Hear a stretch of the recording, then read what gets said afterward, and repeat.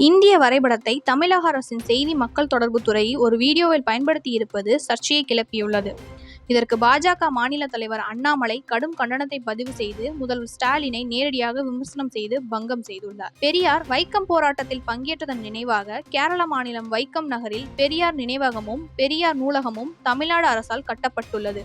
அதனைத் தொடர்ந்து பெரியார் நினைவகம் மற்றும் நூலகம் தமிழ்நாடு அரசின் பொதுப்பணித்துறையால் புதுப்பிக்கப்பட்டது. புதுப்பிக்கப்பட்ட பெரியார் நினைவகம் மற்றும் நூலகத்தினை நாளை திறந்து வைக்க கேரளாவிற்கு இன்று பயணம் மேற்கொண்டுள்ளார் தமிழக முதலமைச்சர்.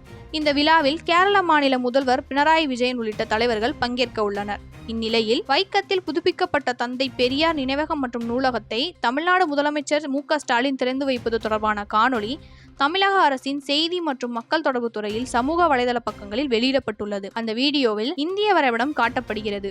அதுதான் தற்போது பெரும் சர்ச்சையை கிளப்பியுள்ளது. இந்த இந்திய வரைபடத்தில் ஜம்மு காஷ்மீரின் ஒரு பகுதி இடம்பெறவில்லை. இதற்கு பாஜகவினர் கடும் எதிர்ப்பு தெரிவித்துள்ளனர். பாஜக மாநில தலைவர் அண்ணாமலை வெளியிட்டுள்ள சமூக வலைதள பக்கத்தில் திமுகவின் அதிகாரப்பூர்வமற்ற ஊடக பிரிவான TNDIPR தமிழ்நாடு அரசின் செய்தி மற்றும் மக்கள் தொடர்புத்துறை நமது நாட்டின் வரைபடத்தை சிதைத்து வெளியிட்டுள்ளது.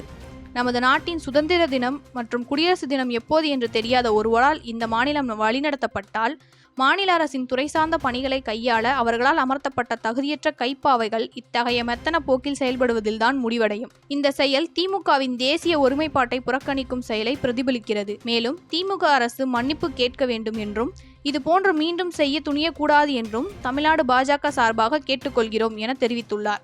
ஏற்கனவே தூத்துக்குடியில் ராக்கெட் விண்தளம் அமைக்க அடிக்கல் நாட்டிய போது கனிமொழி தலைமையில் நடைபெற்ற போதும் நியூஸ் பேப்பரில் விளம்பரம் கொடுத்த போதும் சீன தொடர்பான புகைப்படங்கள் இடம்பெற்றதால் பெரும் சர்ச்சையாக மாறியது.